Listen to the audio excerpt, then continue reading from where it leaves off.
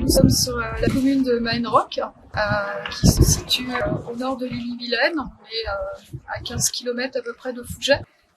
Alors la réflexion s'est faite dès la fusion sur le mandat précédent.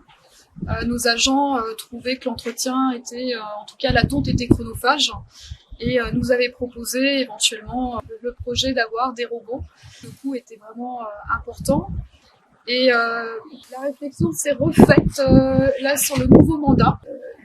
Le responsable des espaces verts, Guillaume Tréhu, nous a fait le comparatif l'entretien actuel, puis avec les robots, ce que ça pouvait donner. Et c'était vraiment intéressant. Donc les élus ont validé et on a eu les premiers robots sur la commune de Saint-Étienne en 2022. Donc on a choisi des robots Husqvarna 550 EPOS.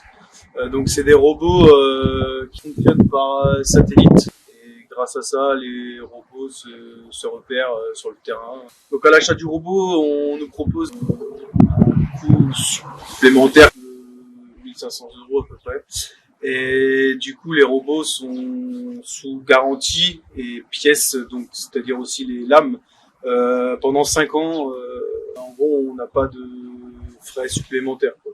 On a juste l'entretien vraiment robot, donc une fois par semaine, un soufflage avec un compresseur pour nettoyer la coque ainsi que le plateau de coupe en dessous.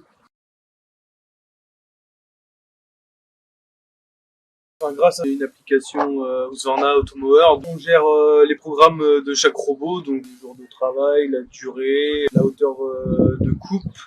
On peut gérer le mode de tonte, c'est-à-dire si on veut qu'il soit tondu en long, en large, en aléatoire. On peut avoir tous les relevés de temps de travail du robot, ses cycles de charge. Si on veut dire à toutes les 250 heures, on change de lame.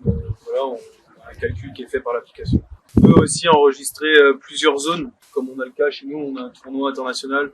Donc j'ai 4 petits terrains qui sont enregistrés sur mon terrain d'honneur, et en gros qui sont inactifs pendant toute une partie de l'année et qui vont être mises en route pour ce tournoi. On a souhaité limiter l'utilisation à deux personnes, pas qu'il y ait trop de personnes à utiliser cette appli. Sur mon programme, tourner comme un salarié, il met 3 jours à tondre le terrain dans sa globalité. Donc l'acquisition des robots était à peu près de 13 000 €. En entretien pur à l'année, amortissement, on arrive à peu près à 3 500 €, alors qu'on est à plus de 5 500 en temps agent et en coût agent, en coût carburant. Et on ne compte pas dans ce montant-là l'amortissement de la tondeuse Griot qu'on a depuis des années. Oui. La communication a été faite avec les associations et les éducateurs sportifs, puisqu'on a des éducateurs sportifs sur la commune, donc et les collèges qui utilisent énormément aussi les installations. Donc on leur a demandé effectivement de ranger systématiquement le matériel qu'ils utilisent, de ne rien laisser traîner sur les terrains, parce que dès qu'on laisse traîner une chasuble ou n'importe, ça passe dans le robot, il n'y a plus rien après.